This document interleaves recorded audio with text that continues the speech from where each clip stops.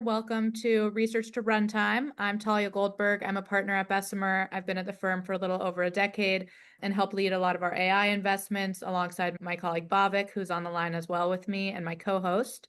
And we started this as an initiative last year, seeing all of the incredible innovation across our portfolio in companies adopting AI products and tools to automate their internal operations and to build their products more efficiently, more effectively, and frankly, just better, more powerful products too. And we saw that there was so much cross learning to be had from one company to the next that we started this series. We've had a bunch of great folks on board, and it's been amazing to see the reception. And we have done the past few sessions have been pretty focused on R&D. Hopefully, those that have seen it are just seeing the magical impact of Claude Code and Codex and Cursor and the like on their businesses and automating everything. But we've had a lot of demand and interest for companies to also talk through and see what's happening more on the customer-facing side. And so I'm so excited with that to have probably the world's expert in this with Christopher here, who has both his own startup, DayAI, that he'll share a little overview of, but also just a wonderful background to be talking about this. And as we were thinking about who to bring on to talk about customer-facing automation and AI agents, he came to mind first because he sat down and was showing some of our team just some of what they've done internally to automate their own business and their own operations. And we were just completely mind blown.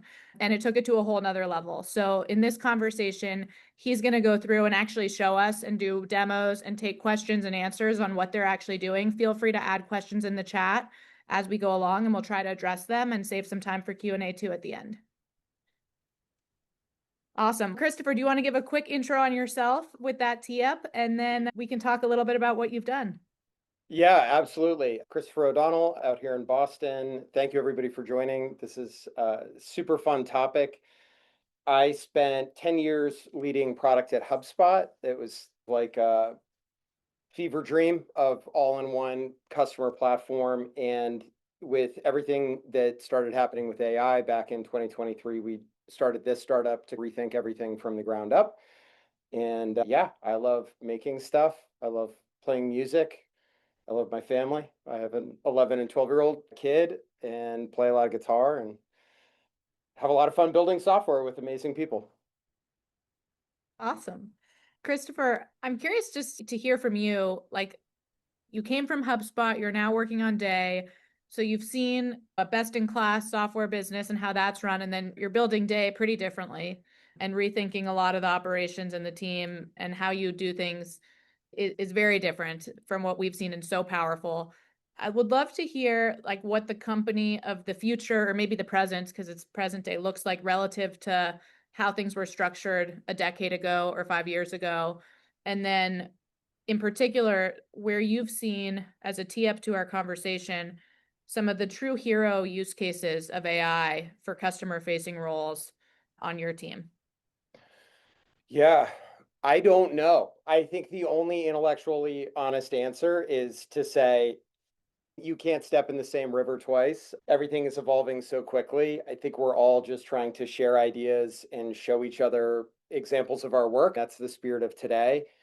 I think that a lot of the administrative work is going to go away.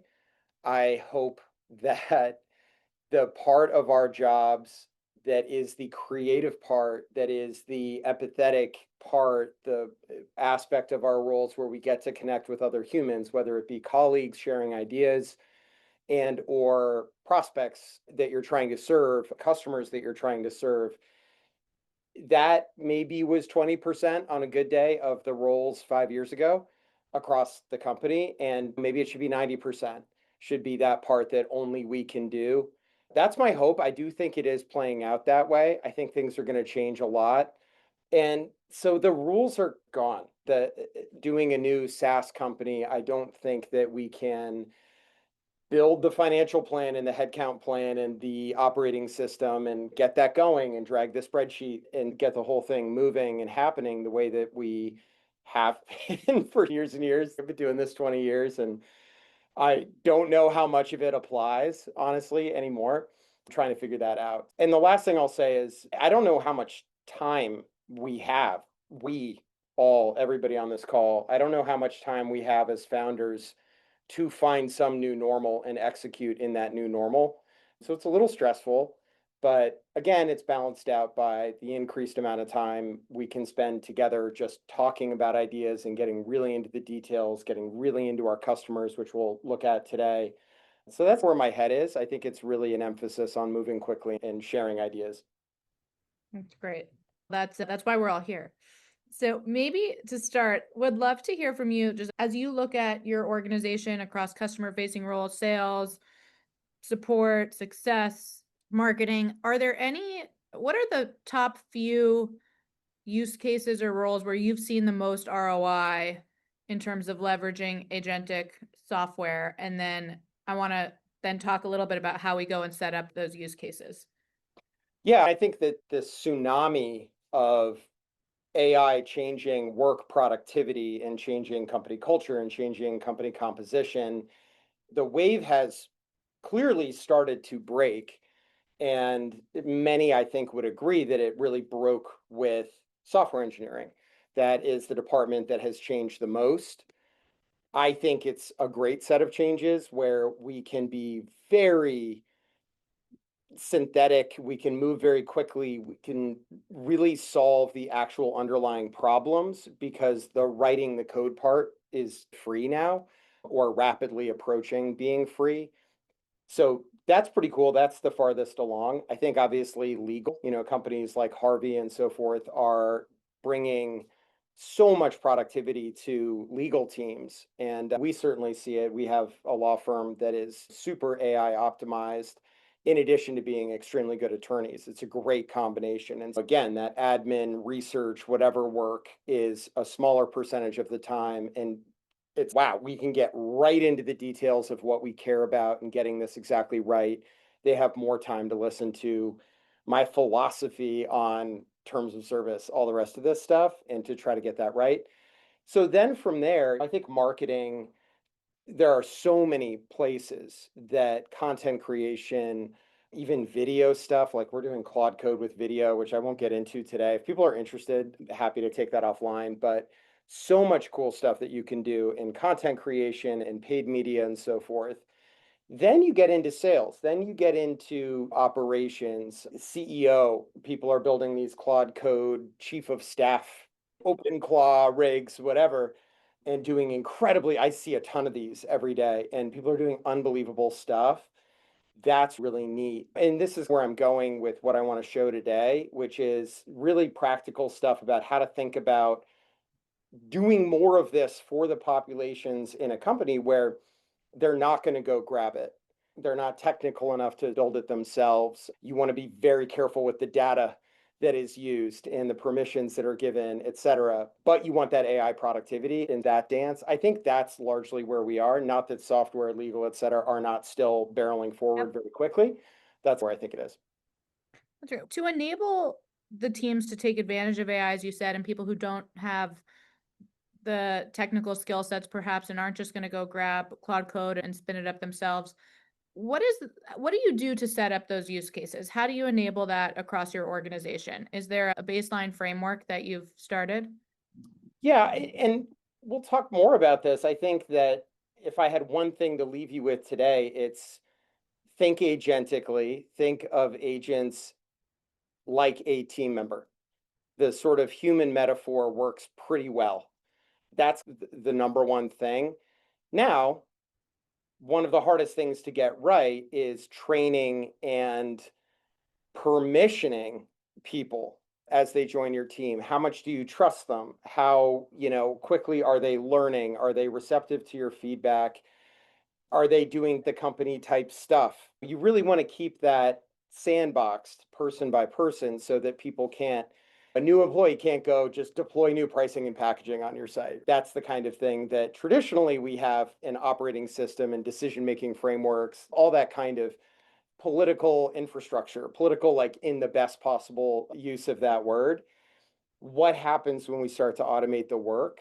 You need some sort of common data set to be working off of that is exactly what something like Claude wants to work with. And these are all new.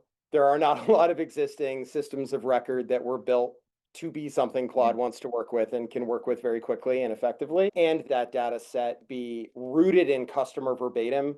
That's our like company vibe, is we think that you can make the most progress as a company and individually as a contributor on a team. You can make the most progress in your career the more you are rooting your work in actual customer data, customer verbatim. So that's, I want to double click on that because I think it's yeah, really important. People talk a lot about what do you give agents access to? How do you build this initial foundation of that yeah. layer, this common data set, shared data set that allows you to automate the work? Maybe very specifically, do you mind sharing with us, like, where do you have this data? Do you have a data lake? Are you just integrating a bunch of different APIs? And what systems do you give access to in this context layer that agents can then source data from? So if you're trying to automate a sales process, you're pulling from the billing, you're pulling from the CRM, you're pulling from all these different areas, the support ticket platform. What's your setup? Our setup, we do use our own product and we pipe everything through that. And that gives us role-based access control on the data that is in there. It is fundamentally context graph. There was a great piece back in December, January by Foundation Capital about context graphs. And their piece was about a hypothetical CRM. And it was actually like a spec for exactly what we happen to have built. And we won't be the only ones to build something like this. It looks Palantir on the back end. It's for the engineer folks on the call. It's a property graph. It's ontology, it's edges, nodes, metadata on everything, and returning things with a lot of natural language explanation of why this is what it is and the source material that it came from is the TLDR. And that works really well for the type of stuff that we do with Claude Code or with our own use of our own product, whatever it is. I need to be able to easily connect my Gmail. And as CEO or whatever, I need to be able to say, hey, stuff with the law firm can't go into the workspace. I'm super transparent, but there's a point at which I can't actually make this available to everybody at the company and all of their agents. So that's a simple example. Meeting recording is a similar thing. Like you need to be able to have all of that data in whatever customer memory layer we're starting to call it, which I think is the right way to think about it. Whatever customer memory layer you are using, you need to be able to say, oh, wait a second, yeah, we need to not share that meeting with the workspace. And by the way, what other data was generated from that? And maybe we need to clean that up. These are entirely new problems. Like nobody who made a product before 2023 took any of this into account, right? Provenance and lineage and sourcing and reasoning and all the rest of it. It just would never have occurred to anybody. And now it's like pretty table stakes. So that's how we think about it. Maybe tactically, if you were to prioritize which data sources to start with in terms of the ROI and the lift that you've seen, it sounds like meeting notes. What else would you target up front? Meeting notes, also meeting transcripts, diarized meeting transcripts. You really need consent to get audio, video, CRM connected, diarized. This person said this, then this person said this. But that stuff ends up being unbelievably important later on because you get Meaning on. like a sales meeting, like you use Yeah, a call recorder or a meeting yeah. recorder. We need to make that customer data know who's saying what exactly available in this context layer for agents to then start to do some of the cool automations that you're going to show. Yeah, I think that's the number one most valuable data source. You could do really cool stuff with it to have citations. So you ask a question, how are customers describing our product in their own words? And the AI comes back with this beautiful, amazing response. And sprinkled without it are, or throughout it are these little footnotes. You should be able to click and see the person saying the thing in their own words. We feel super strongly about that. It's pretty cool too, but it's also very valuable. So wherever you get the meeting data, get as much of it as you can, get the right permissions on everything. And that's like absolutely key. I think the email data obviously is, you can't do without it.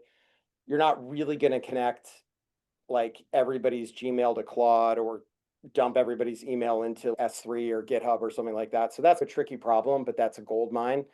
For us and for a lot of folks, like corporate chat, Slack, whatever you use, we email with customers a little bit, but we have a Slack channel with every customer, which is really common. And so if somebody says something in there, that should update anything that should Goes be into your updated context anywhere. layer. Yeah, exactly. And just tactically, one more thing. Do you have email? Do you have support? What do you have feeding into your context layer today beyond the meeting notes? For Like us, Slack. for us, we all share our Gmail. We record our meetings using our meeting recorder. You can do Gong too and integrate in whatever. We have Slack, which is super key for us. We have Stripe, some usage data, some other stuff that's coming in off the API, which is, it's very different how you do these API integrations these days. It's psychedelic because you just have to let the context layer be aware of a thing that happened, and then everything updates, which is trippy and ultimately extremely cool. So those are the main ones. Stripe data is super important, obviously. And yeah, those are the big ones. Great. So one follow-up question. There's one way to do it where you expose all of the data sources as an API or an MCP to a Claude Code agent.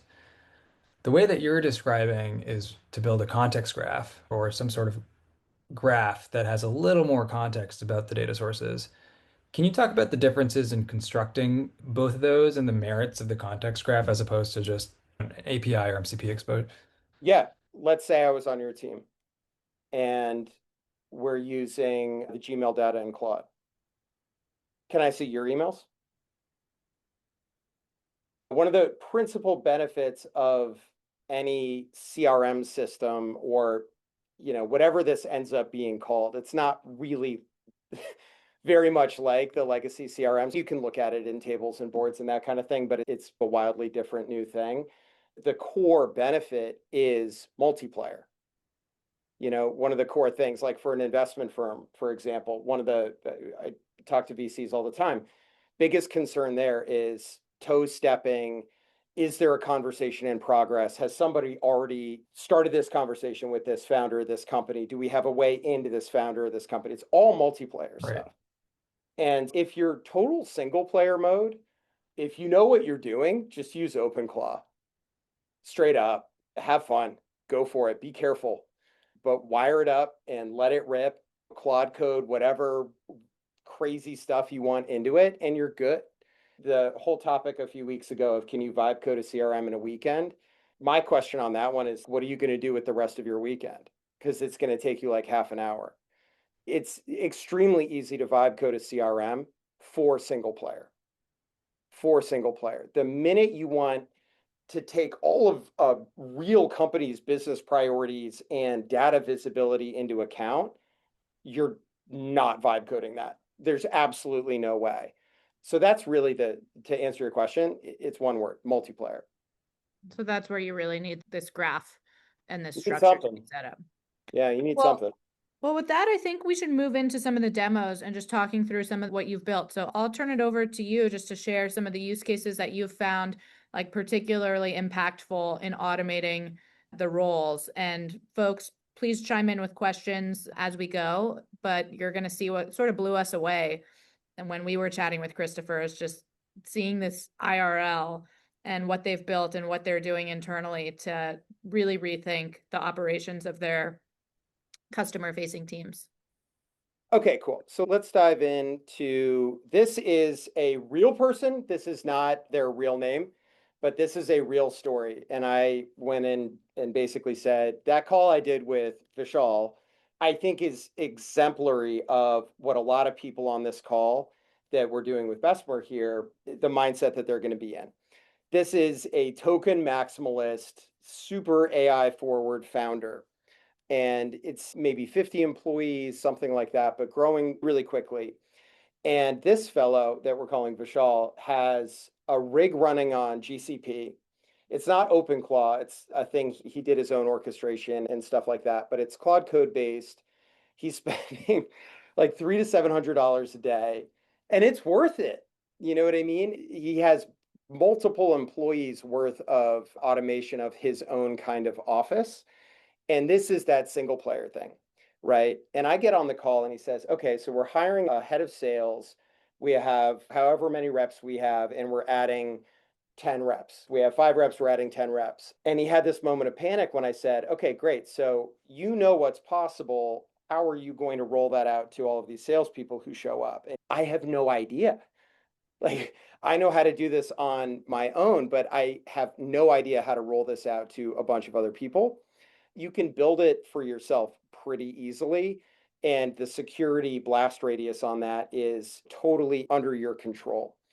When you start to deploy this stuff to people on your team, you have these concerns that we've talked about. Basically, the data access is that huge context customer memory layer, easily accessible by this agent platform, agent orchestration that you want to deploy. Are those agents working efficiently? And also the end user.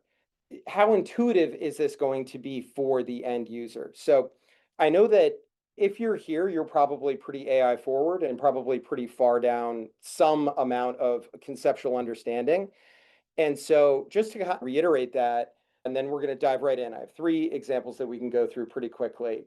An easy one, a hard one, and then surprise one. The language that you have and the mental model that you have, if you're a founder and you're thinking, okay, I know how I could, or maybe I have built a chief of staff that runs on Markdown files in Cursor, or an OpenClaw thing that runs on a Mac Mini, or whatever.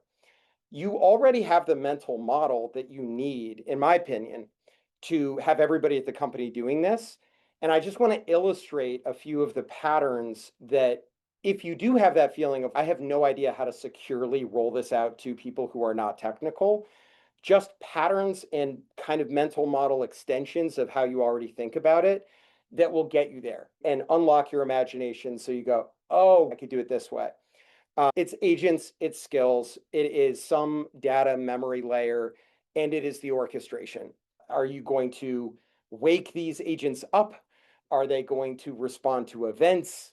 What data do they have access to? What form does that data come in? And then an agent is basically, in my view, very similar to a human role that you would hire. It is really a job description and how you want them to behave. And the skills are like training modules of how to do these different parts of the job. So let's start on easy mode. It's wild to me that this is now easy mode and that people may even roll their eyes when I show this because it's like totally table stakes. Let me go into, okay, Sentry. So I have some Sentry, I have some bug. And this is a known thing. I personally have always had heartbreak that there is information about software defects and a period of time between knowing about something and it being resolved. That should be seconds or, okay, minutes, but it should not be weeks. The idea that in this industry we've been doing these, oh, we should do a bug squash sprint at some point. And yeah, let's navel gaze about that and sit down and do the planning and pick the ones that are worth doing. It's no, if you know about a bug, you should be able to just ship a PR. So here's one. So we got this from Sentry. This is like a classic little facepalm, stupid, null soaky, edge casey kind of thing. It's not enough to even get a ticket on it, but it's enough that it bugs us, and whatever customer ran into it, we want only one customer ever to run into it. Okay, fine. So what happens? That can go basically right into a Claude Code sandbox. As of, what was it? What would you all say? Like, I guess January, maybe, we started having off-the-shelf stuff in engineering where we could run Claude Code sandboxes super easily and start to do this kind of thing. And if you're like me, you're eagerly waiting for really good stuff to be available that will just let you securely run Claude Code in a web sandbox. So now, okay, great. You get a Sentry, pipe it into some sandbox. This is an internal app that we have called Traction that is basically a Claude Code sandbox manager. We can spin up a Docker image and fire up our app on that, let Claude Code have its MCPs, everything, the whole kind of development environment that I would have on my laptop. and it can look at this thing and ask questions. Obviously, there's a web app. It's easy to check on your phone. Will on our team who built this can check on stuff while he's on the Green Line here in Boston. In Boston, we spend a lot of time on the Green Line. This one, there was actually a little bit of human correction involved. That's necessary, right? And that's part of what we're looking at here. This example is easy mode because it's engineering, right? So the person who's using this could build a whole little web app and deploy it. We just needed the puzzle pieces to be available to us commercially. We can snap it together and it's insanely good. So now, our time to resolve a bug has just dramatically decreased. There is still a need for somebody to basically look at the PR that comes through. Here we go. But even the bug, so basically you're in a customer conversation, the customer identifies this bug, it automatically logs the ticket. Claude starts working on it in that sandbox, and then then the human comes in at the end just to review the PR. That's the next part. That's the next part. So I'm teeing it up in the sense that what everybody I think is doing now is some form of look at your Datadog, look at your Sentry, look at whatever it is that you use, identify issues and kick Claude Code off or Codex, whatever it is that you like, and start generating PRs. Those PRs come through, and again, you have whatever it is, Devin. We're using a lot of Devin these days, really like it. We've tried everything in terms of pull request review, including the Claude stuff, but everybody has something like this now, or should, frankly. It would be a major priority if you don't have some sort of orchestration around this. And then to your point, it gets really interesting where you can take a moment that happens. So here we have this dude, Ed, had a paper cut. So Will sent this to me as a great example for you all. So here is the moment. Here are the little citations I was talking about. And we basically have here a bug. So we use DayAI for issue tracking. You can use linear or whatever, but I want to raise the expectations here a little bit that it's not just Sentry and Datadog that can be generating this type of information for you. There are bugs in your customer memory, so to speak. There are bugs that are in email, that are in, this one happened on a call. Somebody goes, oh yeah, by the way, blah, blah, blah. Don't you want to take those and rotate those over to your sandbox too and dedupe them and understand who's affected by them and all the rest of that? This is super doable. We all know we have the technology to do this. So in this one, we actually were able to resolve this one automatically. So we can take these and rotate them over as they come up on calls, as they come up in email or Slack. Somebody sends us a screenshot, or you bind it to the hashtag support channel that your web app feeds into, like whatever. You don't really need an external ticketing system at all. The tickets are all in the source material. And people are not going to, how often do you submit support tickets? I always ask people, like, how often? How many bugs do you run into?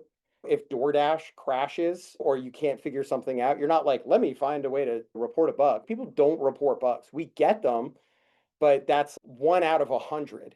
Now, how often do people mention it? Much more often. So here, this one, we were able to actually rotate that one over and resolve it as well. And in this one, yeah, okay. So this one was like, all right, yeah, why don't we do a tooltip? And Will's like, we can do better than that. Let's just make the thing resizable. And you get the pull request, looks good, it's ready to merge. A human should review this stuff. And this was like a little heartbreaking for me because I was saying to Will, can't we just merge and ship these to production and everything? The reality is a couple of things. In this specific case, you do need humans to be looking at everything that goes to production because it's an attack vector. And so it's extremely important that you have somebody review production code changes and understand them, even if the AI is doing an enormous amount of the work, researching, writing, even reviewing its own PRs. You do still need to have a human who owns it. And as we think about all this stuff in the news, I think it's underlining that we will work if we are able, in whatever role we have, to manage and deploy these agents It's not that the agents are just doing work out in the world. They are doing work product in our name. Yeah. That is like a really critical thing, frankly, that made me really optimistic about where this all goes. It's such a powerful example. One of my companies now has a chart showing how quickly their bug count has just gone down. Christopher, we had a question from Danielle, and also it's something I was really impressed with you was thinking about the CSM role, but she was asking it just about workflows to share in areas outside of product, outside of the R&D that maybe automating different functional group work. I'll go really Why don't we quickly. jump into that? Yeah, we'll go really quickly into this because that's the next example. This is hard mode. This is expert mode. We have a cross-functional project that includes go-to-market, that includes product and engineering that I'm personally like on every day and want updates and have ideas and everything. So for this, we took that same customer memory layer, but spun up a Claude code workflow layer, like a .claude essentially. I don't think we even have a name for these, like Jerry Tan's G stack. Like, what do you call that? But that Claude workflow layer spun up a repo and started hiring agents by writing these little agent descriptions. We sit around with our laptops and we go, okay, in this case, we have all of these happy customers, but they're not getting more of the people at their companies into the workspaces yet. And we want to do everything we can to start to quickly get the glow of that customer success at smaller accounts out to the rest of the company. Very common kind of situation.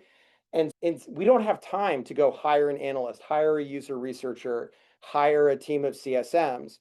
So we can basically hire them by writing these agent MDs in Claude code. We connect in the DayAI data and we can sit around with our laptops and anything we need to be able to do, we can do. And this has let us in the last week do literally thousands of hours of CS work. We have a VP of CS, we have a customer success manager. This customer success manager can research a company super, super deeply. It can get all of the agents within that workspace. And one of the things that we were doing is, okay, our users want their agent skills to be really good, obviously. But we as humans are not very good at writing these skills. We are not necessarily very good at writing the job description for the agents we are hiring. And so we wrote some tools and workflows where this virtual CSM can look at any given workspace of our customers and understand super deeply, like McKinsey level. This is a 4 or 5 minute job that runs on Opus or Sonnet, depending. It's a 4 or 5 minute, like long thinking research process that takes into account everything they've ever said to us, everything on the web about them, everything on the web about every one of the people at the company, everything about how they're using the product, and then comes back and says, okay, here's the ideal end state for this workspace, and to make some recommendations that then we sitting around can look at and say, yeah, this is more the intention of how they want to use the product. Let's make these updates to their config. And we've had this magical response as we started rolling this out on Monday. Like, let's coach these assistants, these agents, to ask for feedback and offer to do more. Let's take into account what the company is trying to do and layer that in. So it's not just prep me for my meetings, right? It's okay, prep me for my meetings in the context of we really need a Fortune 100 logo because we're in a fundraising cycle or whatever, right? So we have all that data. How do you synthesize it and reflect as a team on what the bets are and actually deploy this? So this is the quick version of that approach. Are there any parts of this CSM stack that you've found, or maybe specific prompts or workflows that you found to have immediate ROI in that the moment you implemented it, you saw maybe that customer recommending colleagues or recommending it to other users? This one, 100%. Like, this is absolutely massive. We started hearing the day that we started improving these things for people. We started hearing from every single call we did. It came up. Yeah, wow, this thing just really woke up. This thing really knows my business. People started responding to these email notifications they were getting, and the assistant started improving. A lot of this stuff, if you're thoughtful and creative about it and you're rooted in the customer data, you get results like within a day or two, similar to software engineering. And just to understand what's happening here, so like the idea is here is that this agent will go out, identify who is using the product, and then recommend other people that are most analogous to those people to use the product as well. This is looking at our customers and looking at their config of our product and finding ways to improve that config.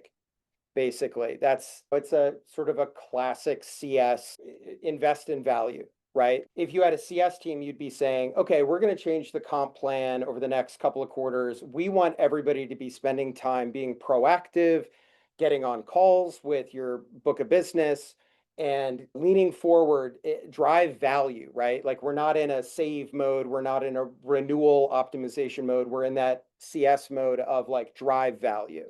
And we all know that takes, I don't know, 3 quarters minimum to start to see any kind of improvement, and is a lot of work and has a lot of downsides because those people are not working as hard on renewals or these other things. And so we were able to basically just do a pass of all of our customers, hundreds of customers, and say, for each one, do that exercise, like as if you had a week as a CSM to do nothing except understand this one customer, one by one, who they are as a business, who's on their team, how they work, what they're trying to do existentially and on the tactical day-to-day basis, and then improve their DayAI workspace so that it is more aware of all of those details and doing more work proactively. In a classic SaaS world, like minimum 9 to 12 month campaign to do this, and it's realistically a week. And most of that week is talking about our observations about customers, validating it, looking at data, doing some early calls, synthesizing this stuff, and then actually going to implement it.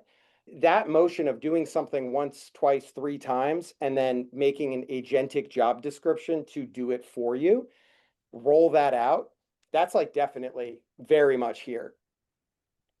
And what data apart from accessing the customer calls, like what data do you have to expose to make something like this possible? I imagine some sort of customer usage data.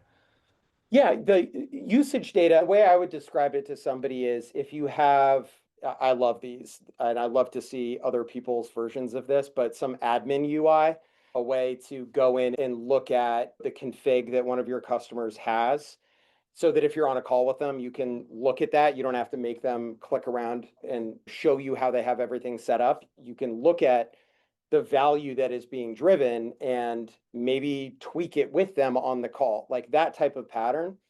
Take all of that and expose it in an MCP. That's what we did. We basically have this very robust admin UI, and the genesis of this was like, oh, wait a second, we don't need to click these buttons and book these calls and do all this. We can actually just put this all on an MCP server. And then it was funny, I made all the go-to-market people install CMux and Claude Code, and they thought I was insane. And I was like, no, you are going to think I'm insane for 4 hours, and then you're not. So we got through that morning. That was like last Thursday or something. We got through it pretty quickly. Yeah.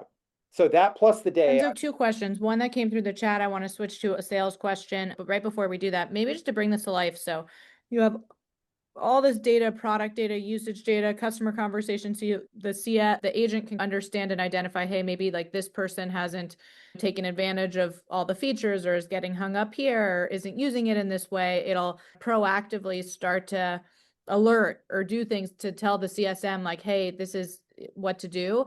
Or is there a workflow or something that is now taking action and like sending an email or a reminder to that customer to try and help re-engage them, or what is the next output of this? So to be clear, this thing is doing the config. It is. Yeah. So it'll go and do all that work. Yeah. Yeah. So it's doing all the research, deeply researching every employee, the entire company, news, history, funding, everything they've told us on meetings about why they're using our product, what they're looking for. everything about how they're actually using the product, and then basically developing an opinion on how to better configure that workspace to automatically be producing this work product. And within 2 business days, we were able to update the config for everybody. Wow. So basically, what I'm hearing is that every single person on this call for your customers, you should be able to have on a per customer basis an agent that's basically monitoring constantly what's happening with that customer, what's happening for them externally in the world, like the news, their employees, the head count, but also what's their usage of your product and otherwise, and helping to manage and configure their account and the actions based on that. That's pretty wild. Like if somebody mentions something to you that is important about your product or the problem that they came to you to solve, if they mention it anywhere, the product should automatically start to be solving that problem for them or communicating to the right people on that team what they can do to enable that agent to solve that problem. Like Amazing. wild. Amazing. I know we only have a few minutes left, so maybe we'll rapid fire go through some questions. Feel free to add more in the chat, folks. But what are you seeing as some common use cases that are helping your sales reps manage more accounts more efficiently? Yeah, sales reps spend woefully little of their time being on the phone and paying attention and building rapport. They're spending an enormous amount of their time doing admin work, preparing just obvious stuff. There's a layer of it that everybody deals with, and you tell me how many hours a week it is, but it's like maybe most of the job, from updating CRM to prospecting or managing sequences, depending on the role, preparing for meetings, switching context as you go from meeting to meeting. Okay, what was this one? I have this on the calendar. What was this one? Oh, okay. So they have the DocuSign, but what's the holdup? All of that kind of mental lift, writing follow-up emails, getting customer case studies, preparing materials ad hoc along the way, finding things in some sales enablement Dropbox, when they should just be able to get that stuff completely on demand and be suggested to them. All of that kind of admin document work, updating CRM, my God, creating opportunities, reviewing the pipeline. Then every rep I've ever met has like their CRM forecast and ops, and then they have the real one in Google Sheets or on a legal pad or something. So now they have 2 that they need to update to see if they're going to make President's Club. So if you could take 100% of that off the table. Does that get them to Basically, we should be 3x seeing productivity? sales reps doing way more calls and meetings with customers is the bottom line, because they're spending way less time on everything else. And so maybe the efficiency metric is much more around that. And then the work to do is how do the agents pull from all this customer data and start automating things like the customer collateral, the meeting prep, the follow-up, the automating the thank you for this call. Here's the attaching what we discussed, like here's the proposal. That's right. And I think we'll see, I'm curious to see, I think we'll see quotas go up a little. I think the real benefit is going to be to the reps in that their day-to-day is just a lot better and they don't leave. I think companies are going to really benefit from the productivity of ramped sales reps staying. If they have a really good rig where this stuff is being done for them, they're going to be a tenured full quota rep that doesn't need to be replaced, and they're not going to quit. And we all know in a recurring revenue model, like that's just absolute magic when you can really get rep retention. Yeah, amazing. In marketing, you mentioned that you were doing some work with video and automation there. Do you mind just sharing like the anecdote of how you're automating that? Yeah, video is super fun because the models are developing so quickly. And we have all these models coming out of China, the news about Sora and so forth. Part of the Sora thing is the Google Veo and Cdance and Kling are unbelievable models. They have APIs, and there are providers like 11 Labs is a great one that will let you interact with audio, video APIs. And then from there, it's just the Claude Code learning curve. So we have a guy on our team, Chris, who I've known for a long time, and he's a brilliant creative. And he came in to do some of this media production with me. And about a month ago, he slipped and fell into the Claude Code rabbit hole and has not been the same since. The first day I gave him some tips on stuff, and I have not actually gotten any questions from him in several weeks. And I'm like, yeah, what are you up to today? We call it Jennifer Lopez. We're generating. He has the Claude Code stuff running in the background, generating lots of options for different clips. And we're thinking much more creatively. And I hope you will all see our next product launch video. It's like wildly ambitious and involves crazy motion graphics, photorealistic stuff in it, and music. It would have been absolutely laughed at to suggest doing that at even at a public company to do an asset this ambitious. And like one person, it might take him 3 weeks, 4 weeks, even if it's his full-time job, because these models are still evolving really quickly. But that's all it is. It's like whatever you want, just get it into Claude Code. We have some tricks like tell Claude to build a CLI for itself. So we have these little command line interfaces for doing music or doing video, doing image generation, whatever it is. And once you get that harness going, if anybody's curious, I'm happy to like email or give you more details on that. But it's just like a tiny little pattern that unlocks everything, and Claude Code's just like ripping off to the races. Super neat. I love that moniker, Jennifer Lopez, for generating with Claude. So I was curious, like broadly, as you think about empowering your organization with AI, how do you think about dedicating employee time towards building these agents versus doing their traditional jobs? Is there an internal SWAT team? Have you hosted hackathons? Like, what have you found most effective structurally for incentivizing employees to build leverage into their own workflows? And then at what point have you prescribed that employees should build leverage or build agents? Like, at what point do you feel like do you suggest a workflow is repetitive enough such that there needs to be an agent? Two high level questions. Yeah, we're newer. And so nobody is working here without automating their job. And it's not something that ever even really needs to be clarified. You know what I mean? If we have to sit down with someone and be like, you should really be thinking about Claude Code and automating more of your work. No. Some folks who've come in on the go-to-market side, like I was saying recently, we've gotten them over the hump from Claude Desktop and Cowork and that type of environment into the real stuff, the terminal-based stuff, because it's just so much faster. I'm sure that Electron apps and everything like Cowork will continue to get better, but it doesn't take somebody very long to learn how to use CMux or Ghosty or something like that. So we've helped people over that hump and getting them all into GitHub, teaching them Git. That's a blast as well, and trying to make that super easy for non-engineers and for engineers. So I don't know what I would do at a larger company where there was the conflict between doing the traditional job and investing in the future. I don't know.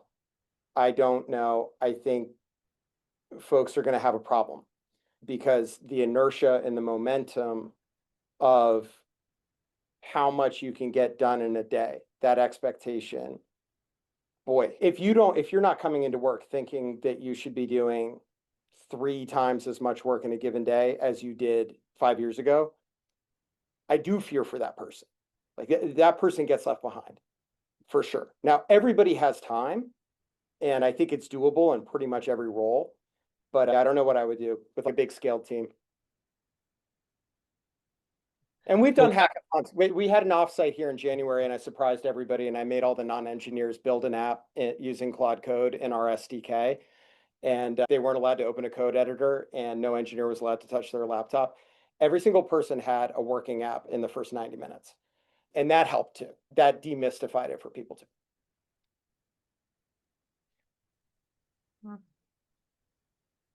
Christopher, I know we're up at time. This was amazing. Thank you so much. There's been a bunch of questions that came through that we weren't able to get to.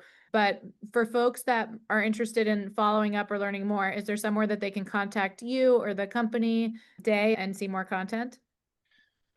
Yeah, you're welcome to email me. It's just my full first name, Christopher at day.ai. The type of folks who are on this call are the folks I love talking to and talk to all day. So I'm happy to email, Slack, Zoom, whatever. And these are great questions. I see them in here. So yeah, hit me up. I'm happy to talk about this. I would love to see what you are all trying to. The format of this just happens to be such that I'm just like bearing my soul, but I'm curious what you're all doing too. So I'd love to hear from you. We appreciate you bearing your soul and spreading the wealth. That's the goal of this. And it's awesome to see. You are definitely at the forefront of thinking through how to basically automate everything. And for me, the biggest takeaway for everyone on this call is if you don't have this context layer and this context graph, you need to get that, because that is the building block and the foundation that enables all these use cases across all functional areas and all customer facing roles and groups. And so figuring out how to build that graph and doing what Christopher outlined so that you have some more secure permissioning and the ability to access the right customer data, like that is step one. And then the opportunities are endless from there. Cool. All right. Thank you so much, Christopher. We'll share the recording with folks afterwards. Thank you so Until much for next thinking time. of me. It's a huge honor. So yeah, talk to you guys soon. All Thank you, right. Christopher. Bye-bye.